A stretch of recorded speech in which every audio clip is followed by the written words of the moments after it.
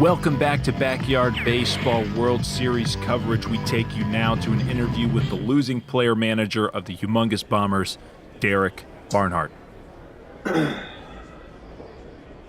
Well, before we get started, I just want to say a few things. You never really imagine what that feeling is going to be like when you lose the last out in the final game of the World Series. Being in the World Series and dreaming about winning that final game as a player manager is something you dream about. But the flip side never really crosses your mind until it happens.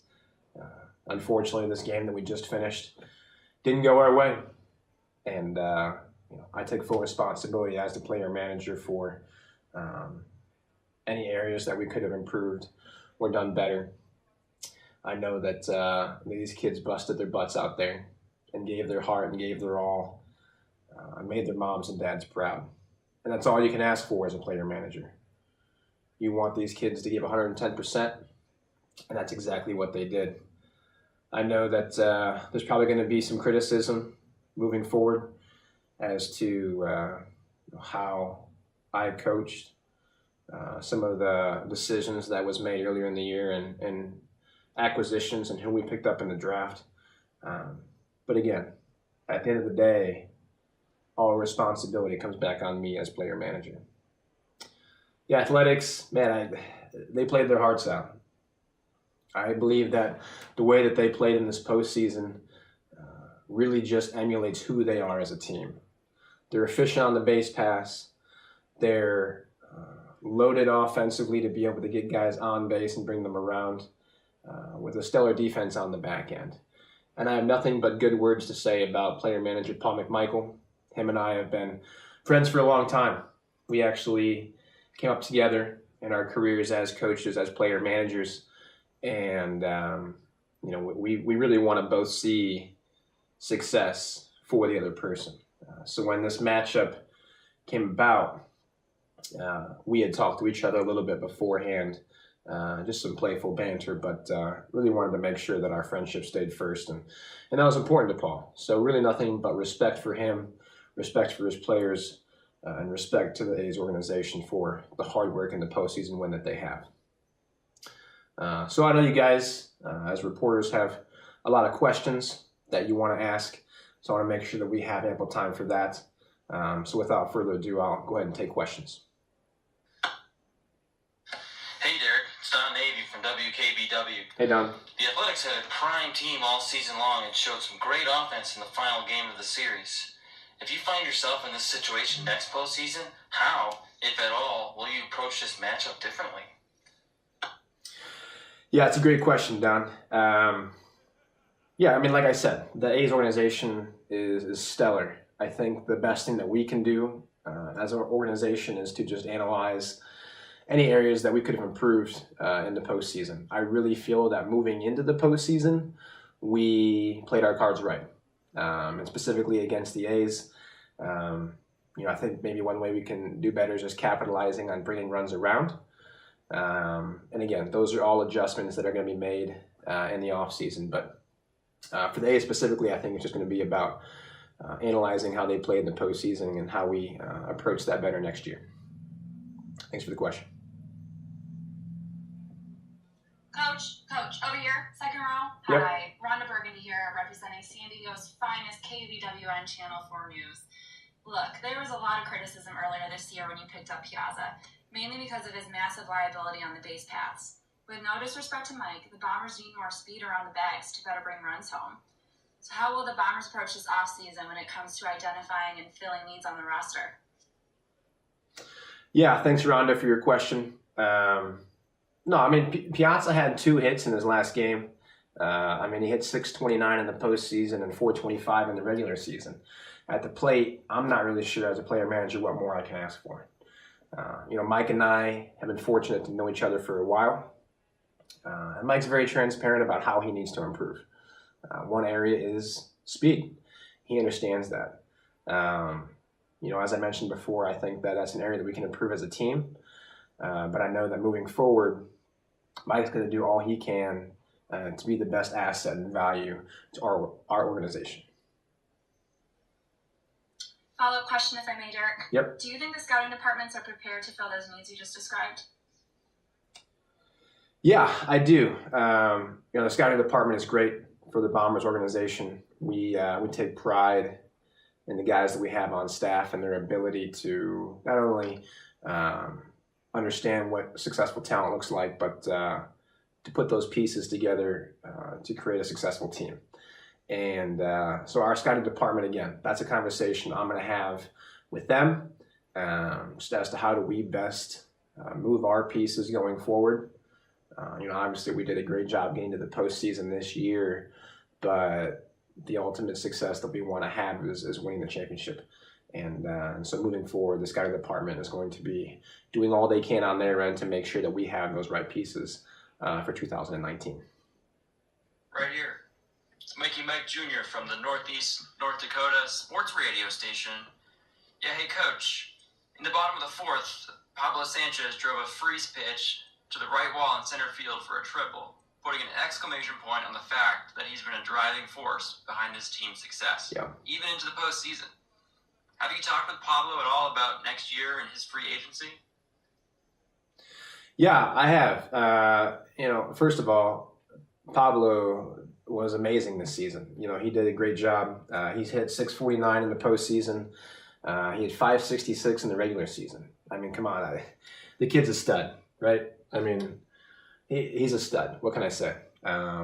He's an extremely valuable asset to our organization. We have full confidence in Pablo being able to come back and perform in a similar way next year. Not only was he a key guy for us on the field, but really helped develop a lot of important team chemistry in the clubhouse as well. And for me, that's important. Being able to have a guy on your team who can be that tie, who can be that connector for your ball players is important for building that team chemistry.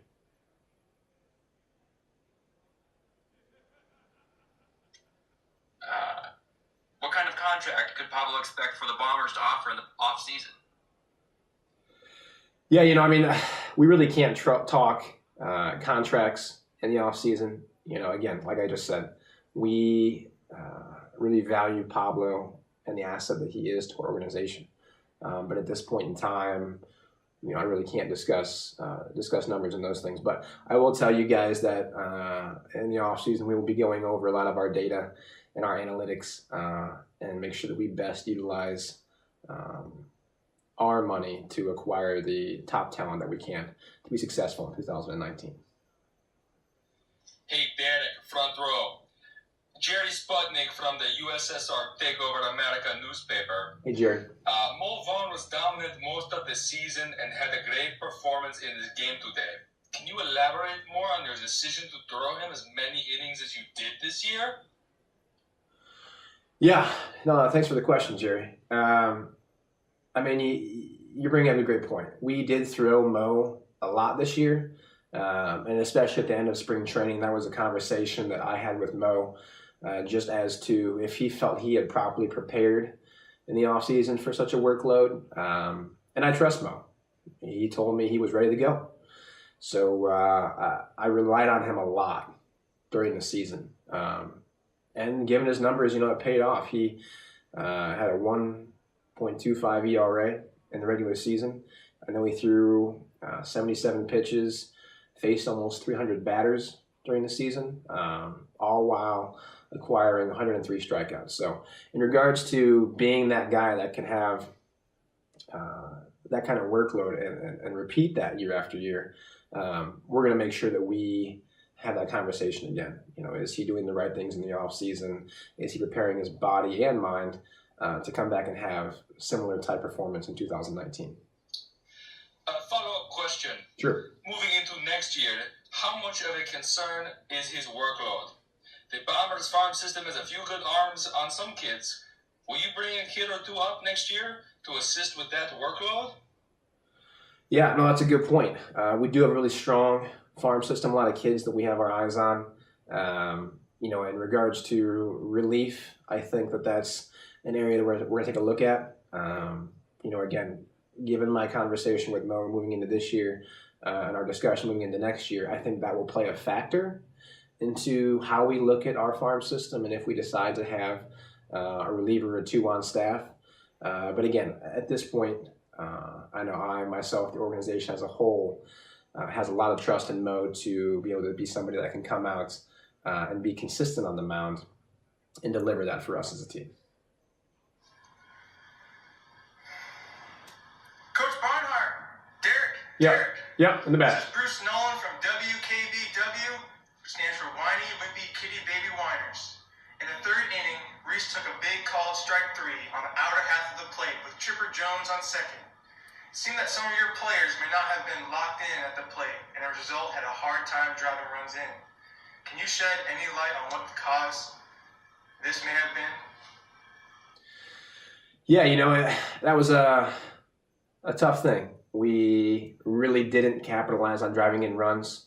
Specifically, I think, Reese came up to me after the game and just had expressed ways he felt he didn't do enough for the team. And I just reminded Reese that, hey, look, this was a team effort. This loss falls on me as a coach. And just keep his head up. He had a great year. I know Reese is working on a lot in the offseason.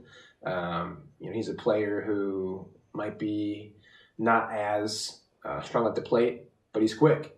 And again, Reese would be the first one to tell you those things too. He has full confidence in his speed, but we talked more just as a team about the mental aspects and approach at the plate with runners on. I think that's going to be an area we're going to work on in the offseason just to better prepare ourselves for 2019. But at this point, guys like Reese, other guys on the team are going to go into the offseason fully prepared to do the work they need to come back even stronger in 2019. So, that's going to be it for questions today. Tough loss today again, but as an organization, the Bombers, I just want to say thank you for all your questions, for coming out today. We really do believe that 2019 will bring a lot of success for our organization. We are fully prepared and committed to take steps and do the things that it will take to be successful and to win a championship next year. Thank you for your time today.